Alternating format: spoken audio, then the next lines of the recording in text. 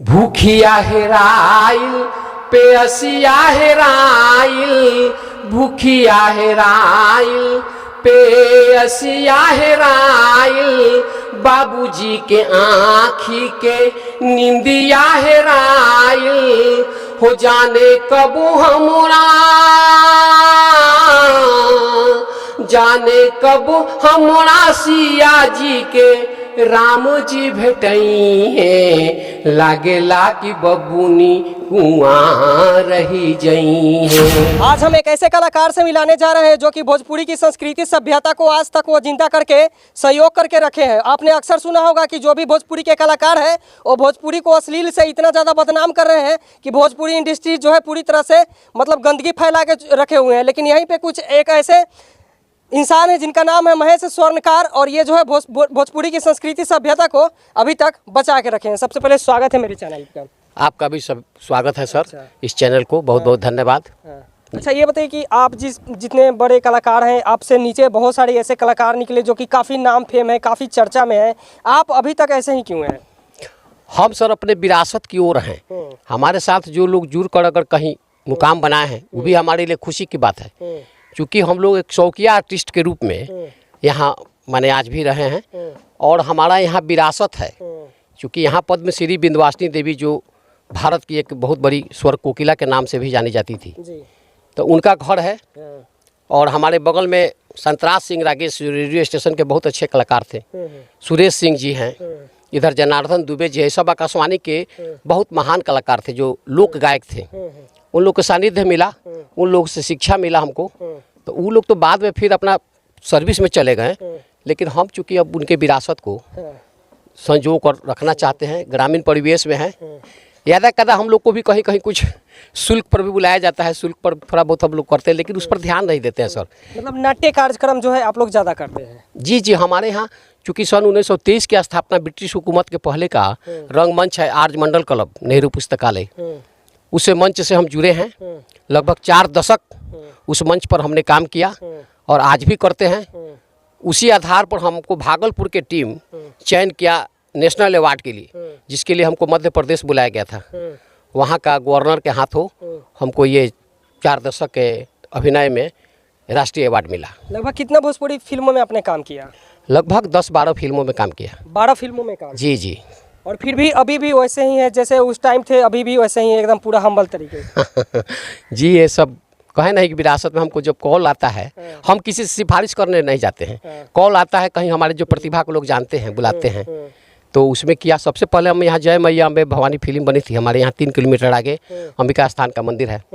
इसके निर्देशक थे आकाश जोगी जो पटना के हैं, तारामंडल के नज़दीक उनका घर है। तो वो आए थे यहाँ, कलाकारों के चयन में स्थानीय कलाकार में हमको चुनाव हुआ। अच्छा, सिंगिंग भी करते हैं क्या? जी, थोड़ा सा लोक गायन हम संतराज सिंह वगैरह से सीखे हैं, वो सब थोड़ा बहुत कर लेते हैं। चलिए उसी अंदाज में थोड़ा कुछ गाना सुनाइए। तो अभी चूँकि छठ पर्व है, हाँ, तो छठ का ही सुना। छठ के घाट के समीप हम लोग आए। यहाँ छठ का घाट है जहाँ हम लोग का व्रत होता है जी। तो उसमें छठ का बहुत तरह का गीत अभी प्रचलित है, बहुत सा कैसेट बना रहे हैं नए नए लोग भी। लेकिन हमारे यहाँ सबसे पहले विंध्यवासिनी देवी जी का छठ का गीत जब गूंजता था तो गूंजे बिहार एक कार्यक्रम आकाशवाणी से आता था, उसमें हम लोग को पूरे क्षेत्र के लोग सुनते थे, उनको पद्मश्री भी मिला था। साथ ही साथ उसके बाद हमारे यहाँ शारदा सिन्हा जी, उन्हीं की प्रेरणा से पद्मश्री और पद्म विभूषण भी मिला उनको। तो आज इस चैनल के माध्यम से मैं छठी मैया से प्रार्थना भी करूँगा। आज शारदा सिन्हा जी अस्वस्थ हैं, अभी दिल्ली एम्स में भर्ती हैं। मैं उनके कामना करता हूं कि वो पूर्ण स्वस्थ हों। उन्हीं का एक गीत है जो छठ का बड़ा गीत वो प्रचलित हुआ था, जिसका कुछ अंतरा मैं सुना देता हूँ। सुनाइए। केलवा के पात पर उगेलन सूरज मल, झाके झूके हे करेली छठ बरतिया हम झाके झूके। हमरो जो स्वामी कैसन ऐसन स्वामी जे उनके लागी, हम करेली छठ बरतिया जे उनके लागी। अमरूदिया के पात पर उगेलन सूरज मल झाके झुके, हे करेली छठ बरतिया हम झाके झुके। मतलब नाट्य कार्यक्रम तो आप करते ही हैं, नाट्य कार्यक्रम करने के बावजूद आप सिंगिंग भी करते हैं। जी जी। और वह नाट्य कार्यक्रम का जो है आप उसका राइटिंग भी शायद कर लेते हैं क्या? हाँ, थोड़ा बहुत लिखते हैं। देखिए, हमको भिखारी ठाकुर सम्मान मिला कुतुबपुर में। अच्छा। मैं कुछ लिखता हूँ जो ज्वलंत मुद्दा हो। हाँ।